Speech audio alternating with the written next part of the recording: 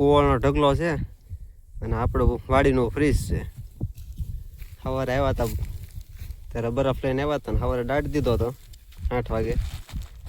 અત્યારે 1 વાગ્યો છે. બપોરે છાશમાં નાખવા હાટું સવારે હારે ટિફિનમાં હારે લેતા આવી.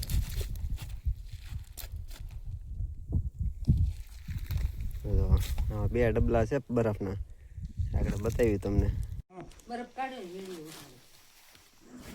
હાલો આપણે હવે કોથળીમાંથી બરફને બહાર કાઢવાનો છે અને જોઈએ હવે કેટલો ઓગળ્યો છે.